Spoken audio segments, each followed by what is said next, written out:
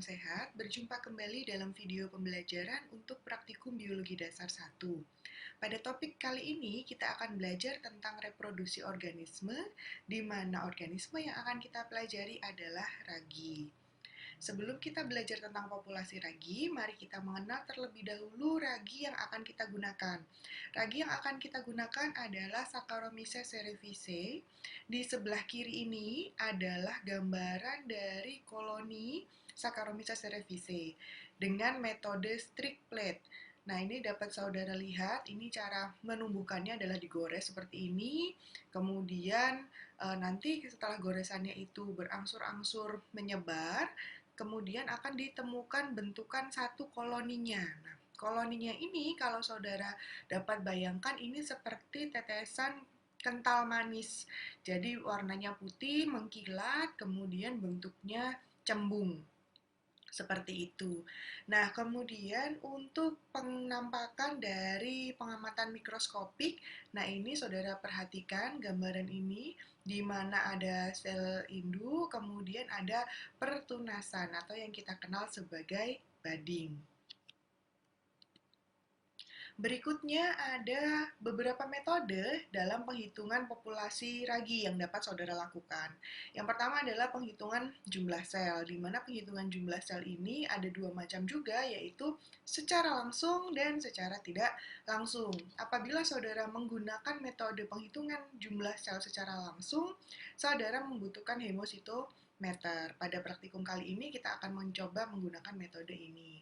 Selanjutnya, apabila saudara menghitung secara tidak langsung, saudara menggunakan teknik yang dinamakan sebagai pencawanan. Di mana pencawanan ini, saudara tumbuhkan sel ragi di dalam media, di dalam plate cawan Petri, kemudian saudara beri media, saudara inkubasikan 1 hari, kemudian besoknya saudara hitung berapa jumlah populasi raginya berdasarkan koloni yang terbentuk.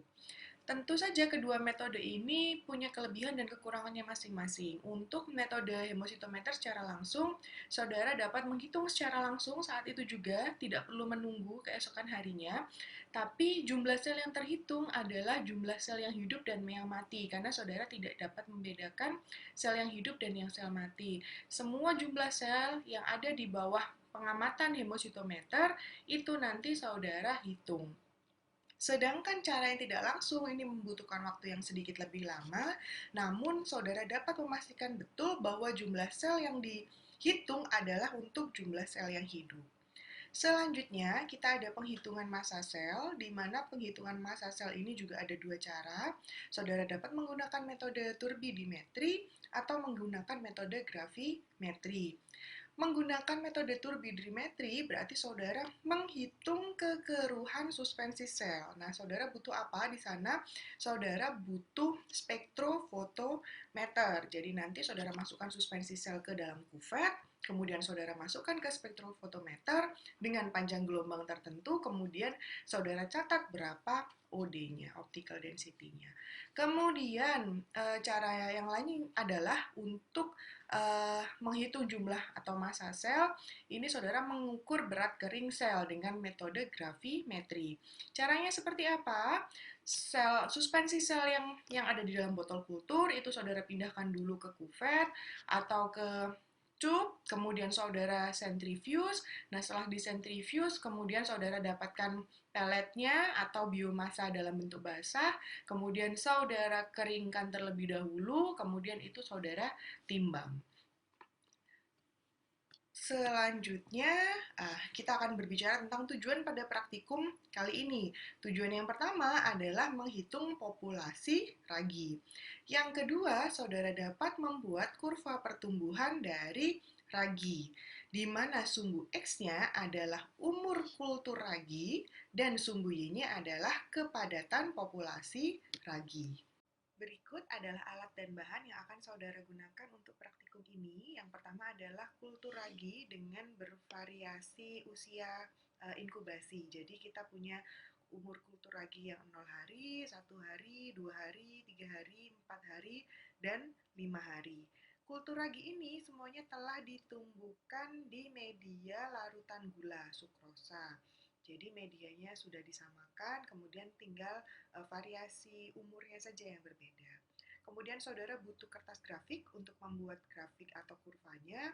Saudara juga butuh Aquades. Nah, Aquades ini saudara gunakan untuk membuat larutan seri pengenceran. Jadi kalau nanti saudara lihat di bawah mikroskop, ternyata terlalu banyak jumlah selnya, maka saudara harus melakukan seri pengenceran. Bagaimana cara membuatnya? Cara membuatnya cukup mudah, jadi ada beberapa volume larutan pengenceran, tapi yang kita gunakan untuk praktikum kali ini adalah volume total dengan volume 10 ml. Caranya yang pertama, saudara masukkan terlebih dahulu Aquades. Ini saudara ukur volumenya 9 mili, kemudian saudara masukkan ke tabung reaksi ini masing-masing. Jadi masing-masingnya saudara isi 9 mili. Kemudian bagaimana caranya membuat seri pengenceran? Misalkan saudara melihat di bawah mikroskop untuk kultur hari kedua. Ternyata dilihat di bawah mikroskop kulturnya sudah terlalu banyak, terlalu padat, sehingga tidak memungkinkan untuk dihitung secara manual. Nah, saudara dapat membuat larutan pengenceran. Caranya, setelah tadi saudara masukkan Aquades dengan volume 9 mili ke dalam tabung reaksi, saudara ambil 1 mili dari biakan umur 2 hari ini, saudara masukkan ke dalam tabung nomor 1 mili sehingga volume totalnya adalah 10 mili. Kemudian saudara homogenkan. Nah, setelah dihomogenkan, baru nanti saudara lihat lagi di bawah mikroskop. Kalau ternyata dilihat sudah cukup, selnya dapat terhitung, saudara tidak perlu melakukan seri pengenceran untuk yang berikutnya. Tapi kalau masih terlalu padat, saudara ambil lagi 1 mili dari tabung yang nomor 1 ini, kemudian saudara pindahkan ke tabung yang nomor 2, 1 mili juga, sehingga volume tabung yang di nomor 2 ini nanti menjadi volume totalnya adalah 10 mili. Nanti setelah itu baru saudara homogenkan dan saudara lihat di bawah mikroskop. Seri pengenceran dengan volume total 10 ini kita kenal sebagai faktor pengencer 10 pangkat 1, 2, dan seterusnya. Jadi 10 pangkat X. Kalau saudara melakukan 1 kali pengenceran, nah itu berarti 10 pangkat 1. Kalau saudara melakukan 2 kali pengenceran, berarti 10 pangkat 2. Kalau saudara melakukan 3 kali pengenceran, 10 pangkat 3, dan seterusnya. Kemudian saudara butuh pipet tetes untuk meneteskan Aquades dan kultur. Ingat, pipet tetesnya harus berbeda di setiap umur kulturnya karena nanti kita tidak ingin kontaminasi silang terjadi. Kemudian hemositometer, ini adalah gambaran dari hemositometernya, alat hemositometernya. Kemudian kaca penutupnya juga sudah ada di dalam. Kaca penutup ini memiliki spesifikasi berat tertentu sehingga volume di dalam hemositometernya tepat 0,1 ml. Kemudian saudara butuh mikroskop dan alat bantu hitung yaitu hand counter. Berikut adalah cara kerjanya. Yang pertama, saudara harus pastikan bahwa kultur raginya itu sudah homogen. Kalau saudara punya botol kulturnya itu berupa botol dengan tutup, saudara dapat melakukan homogenisasi dengan cara dikocok. Atau kalau saudara disediakannya seperti ini di dalam wadah glass beaker yang terbuka, saudara dapat melakukan penghomogenisasian kultur dengan cara mengaduk. Jadi nanti saudara disediakan gelas pengaduk, nanti silakan diaduk dengan gelas pengaduk atau pipetnya supaya kulturnya menjadi homogen. Setelah itu, saudara harus mengambil kultur raginya, volumenya kurang lebih 0,1 ml dengan menggunakan pipet tetes. Jangan khawatir, volumenya tidak perlu dipresisi ketika mengambil di pipet tetes, karena nanti ketika saudara masukkan ke dalam hemositometer, itu volumenya sudah akan sesuai 0,1 ml atau 0,1 cc karena memang volume yang dapat tertampung di alat hemositometer itu hanya 0,1 ml. Seperti ini gambaran dari bilik hemositometer. Ini adalah gambaran skematis ya. Setelah ini akan kita jelaskan gambaran sesungguhnya. Jadi yang pertama harus saudara lakukan adalah memasukkan sampel atau meneteskan sampel melalui daerah cekungan atau lekukan. Nanti saudara masukkan larutannya itu melalui cekungan ini, tempat meletakkan sampel, saudara teteskan, kemudian dibiarkan sampai ruang hemositometer itu terisi secara kapilaritas. Jadi nanti air itu akan merembes dan mengisi bilik-bilik yang ada di dalam hemositometer. Nah, ini dua lokasi ini adalah bilik-biliknya. Sedangkan yang di kanan ini yang buram dan yang di tengah ini yang ada seperti batasan itu adalah gapnya atau selokannya untuk menyimpan air yang berlebih. Jadi volume di dalam ruang hitung itu akan tetap 0,1 ml. Jadi volume yang ada di sini 0,1 ml dan air yang kelebihan itu akan terbuang di daerah kanan dan kirinya melalui selokan. Nah, kalau saudara perhatikan di sini ada cekungan. Nah, ini cekungan yang dua ini adalah selokannya dan yang ketinggian yang ini, batasan yang ini itu adalah bilik hitungnya, tempat bilik hitungnya. Jadi kaca penutupnya ini tidak sama seperti kaca penutup yang saudara biasa gunakan ketika mengamati di bawah mikroskop. Kaca penutupnya ini punya ketebalan dan berat tertentu sehingga nanti jarak antara bilik hitung dengan kaca bagian atas itu tepat sesuai dengan kedalaman sampel yaitu 0,01 ml sehingga volumenya pun nanti akan disesuaikan sesuai dengan rumus penghitungan. Nah, ini adalah alat yang kita miliki. Ini adalah hemositometernya, kemudian ini adalah gelas penutupnya. Nanti harus saudara masukkan letakkan gelas penutupnya ini persis menutup di bagian bilik hitungnya.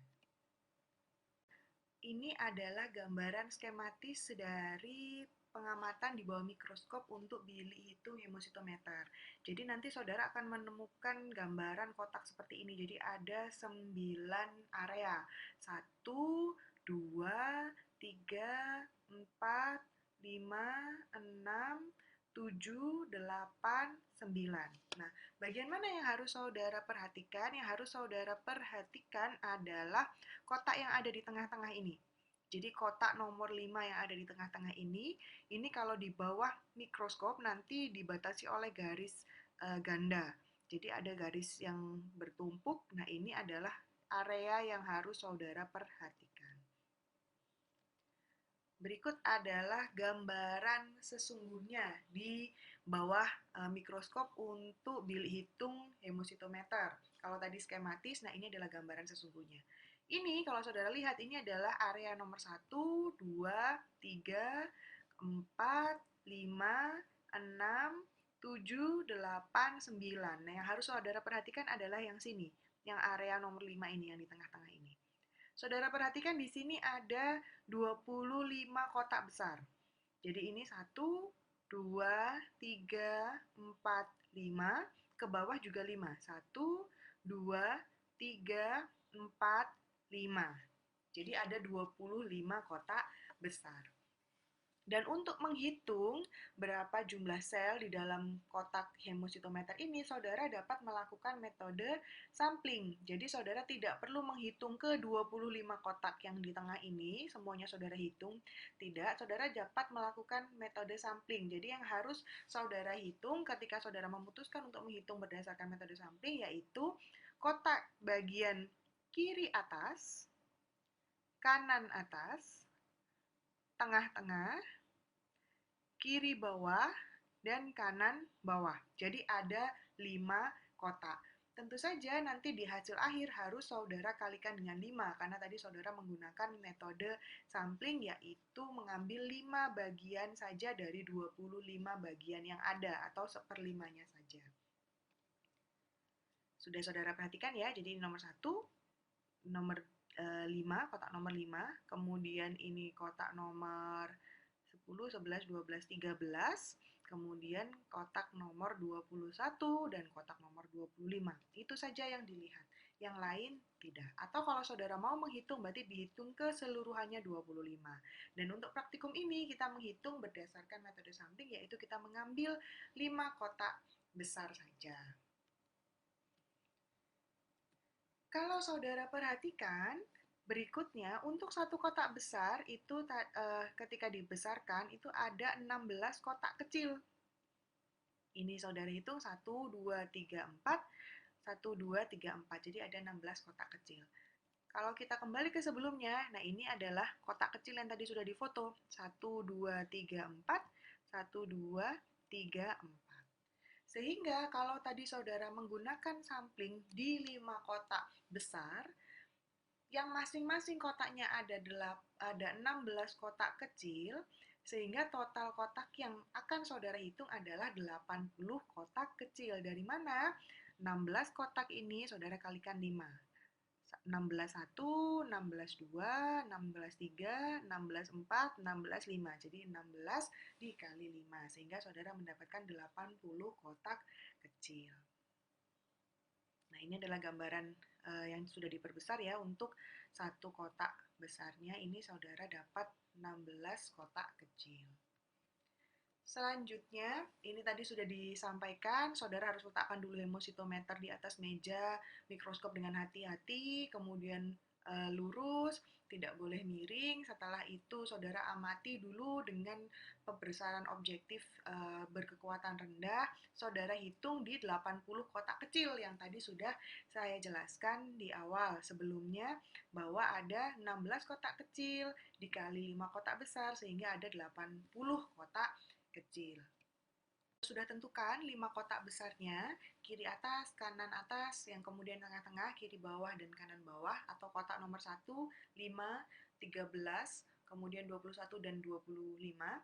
Itu berarti totalnya ada 80 kotak kecil. Saudara menghitung jumlah kamirnya, nanti saudara perhatikan juga kalau terlalu padat harus saudara lakukan pengenceran, kalau tidak berarti tidak perlu dilakukan pengenceran, artinya saudara dapat langsung menghitung jumlah sel kamir dalam bilik hitung tersebut. Kemudian, saudara hitung berapa jumlah sel kamir yang terdapat di setiap mililiter suspensi kultur ragi. Lakukan penghitungan untuk semua kultur mulai dari umur 0 hari sampai 5 hari, kemudian silakan membuat grafik untuk menghubungkan umur ragi dan kepadatan populasi ragi. Saudara sudah disediakan 5 bilik besar yang digunakan untuk penghitungan jumlah sel ragi. Ini bilik kiri atas, kemudian kanan atas, yang tengah, kiri bawah, dan kanan bawah, seperti yang telah tadi dijelaskan. Nah, kemudian tugas saudara adalah menghitung berapa jumlah sel yang ada di dalam bilik. Sebelumnya, harus saudara tentukan terlebih dahulu batasan atau panduan garis mana yang nanti yeast-nya akan saudara hitung untuk menghitung jumlah sel. Seperti pada contoh bilik kanan atas ini ya, kami ambil contoh 1, nanti silakan saudara menghitung berikutnya.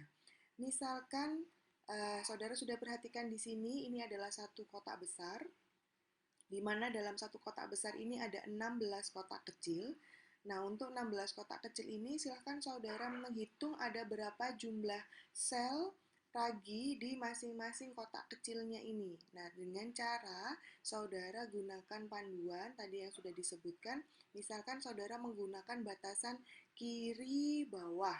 Nah, yeast yang menempel di garis kiri bawah itu yang saudara hitung. Tapi yeast yang menempel di kanan atas itu tidak saudara hitung. Misalkan contoh, ini untuk kotak kecil yang nomor 1.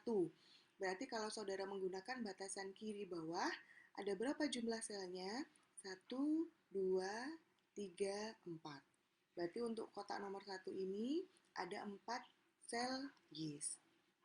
Kemudian, kalau saudara lihat lagi misalkan di kotak nomor ini 8, 9, 10, 11, 12 ini ya. Saudara perhatikan tadi saudara menggunakan batasan kiri bawah, sehingga yeast yang menempel di garis kiri bawah saja yang saudara hitung, sedangkan yang atas dan kanan tidak. Ini kalau saudara lihat, ini di bawah ya menempel, berarti ini terhitung 1, 2, 3, 4, kemudian 5 ini masih belum menempel ya. Yang ini sudah tidak saudara hitung karena dia sudah menempel di garis yang kanan. Mengapa saudara harus melakukan pembatasan ini? Supaya jumlah sel yang ada di dalam bilik kecil itu tidak 2 kali terhitung, sehingga tetap 1 kali terhitung. Misalkan kita ambil contoh lagi yang bilik kiri atas ini. Nah, misalkan ini tadi saudara gunakan batasan kiri bawah. Nah, ini yeast-nya menempel persis di garis yang kanan. Maka ketika saudara menghitung bilik yang ke 5, 6, 7, ini 7. Ketujuh ini dia tidak akan terhitung, dia akan terhitung di bilik nomor 8. Jadi untuk bilik nomor 7 jumlah selnya adalah 3, sedangkan bilik nomor 8 jumlah sel ini ditambah dengan 1 ini, karena dia menempel di batas kiri untuk bilik nomor 8. Begitulah caranya supaya saudara tidak melakukan penghitungan 2 kali untuk sel yang sama, sehingga jumlahnya lebih valid. Selanjutnya, ini adalah hasil pengamatan hari pertama. Silakan saudara melakukan metode yang sama. Saudara boleh menggunakan batasan kiri bawah atau kanan atas, tergantung saudara. Yang penting disepakati dan dilakukan terus-menerus. Selanjutnya, ini adalah hasil pengamatan hari kedua. Saudara dapat lihat bahwa jumlah selnya sudah banyak sekali sehingga dibutuhkan pengenceran. Oleh karena itu, hasil pengamatan hari kedua, 3, 4, dan 5 itu semua sudah diencerkan 10 pangkat 1 atau diencerkan 1 kali. Hasilnya bagaimana? Hasilnya untuk hari kedua adalah seperti ini. Saudara dapat lihat kalau tadi terlalu rapat selnya, karena terlalu banyak jumlah selnya, nah setelah diencerkan 1 kali, ini saudara dapat lihat bahwa jumlah selnya itu jauh lebih sedikit. Silakan juga dihitung, kemudian datanya dimasukkan ke dalam tabel. Ini adalah hasil pengamatan untuk hari ketiga, bilik kiri atas, kanan atas, tengah, kiri bawah, dan kanan bawah. Silahkan juga dihitung dengan cara yang sama. Kemudian ini adalah pengamatan untuk hari keempat. Jangan lupa bahwa dalam satu kotak besar itu ada 16 kotak kecil, sehingga pastikan bahwa saudara hanya menghitung 16 kotak kecil yang ada di dalam kotak besar. Dan ini adalah hasil pengamatan untuk hari ke-5. Saudara juga tetap harus menghitung dengan cara yang sama, kemudian dimasukkan ke dalam tabel. Setelah membentuk tabelnya sudah lengkap, jumlah selnya juga sudah lengkap, silakan saudara membuat kurva pertumbuhan dari populasi ragi, di mana sumbu X-nya adalah hari atau umur kultur ragi, dan sumbu Y-nya adalah jumlah kepadatan dari populasi ragi. Contoh penghitungannya. Jadi, semisal tadi saudara sudah menentukan 5 kotak besarnya, kemudian saudara sudah menghitung berapa jumlah sel kamirnya. Nah, dalam contoh penghitungan ini, dari 5 kotak besar yang telah saudara pilih tadi, kiri atas, kanan atas, tengah-tengah, kiri bawah, kanan bawah, jumlah kotak kecilnya adalah 80. Nah, ditemukan 500 sel kamir. Maka perhitungannya adalah sebagai berikut.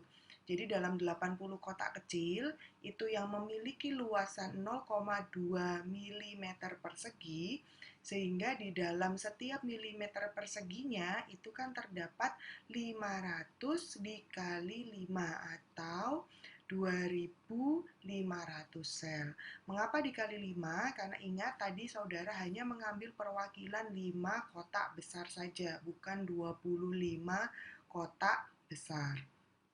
Kemudian, kedalaman cairan di bawah hemositometer itu adalah 0,1 mm, sehingga volume cairan yang dapat tertampung dalam kotak berukuran 1 mm persegi tersebut adalah 0,1 mm kubik.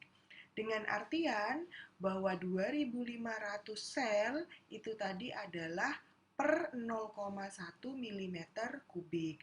Sehingga dalam 1 mm kubik terdapat 25.000 sel. Jadi 25.000 sel per milimeter kubik. 1 mililiter itu setara dengan 1 cm kubik atau 1000 mm kubik. Jadi, kalau nanti saudara dapatkan 25.000 sel per milimeter kubik, maka jumlah sel kamir yang sesungguhnya dalam suspensi asal adalah 2,5 kali 10 pangkat 7 sel per mililiter. Mengapa harus sel per mililiter? Karena seperti yang saudara ketahui bahwa satuannya untuk jumlah sel adalah sel per mililiter. Kalau koloni CFU per mililiter, jadi harus dikembalikan ke satuan internasionalnya. Dan jangan lupa juga, apabila saudara melakukan pengenceran, maka tentu harus saudara kalikan lagi dengan hasil penghitungan berdasarkan faktor pengencerannya.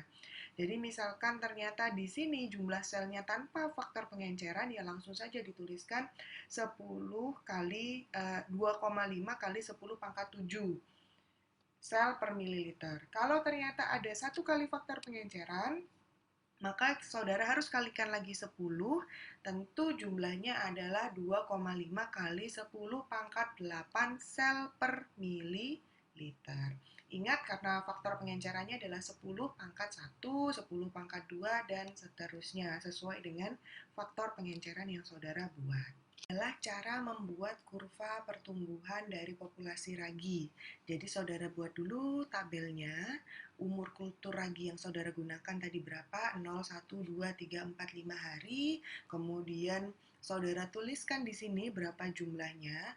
Nah, untuk membuat jumlah dari sel untuk membuat grafik, itu harus saudara ubah satuannya yang sebelumnya tadi adalah sel per mililiter, ini harus saudara lockkan terlebih dahulu.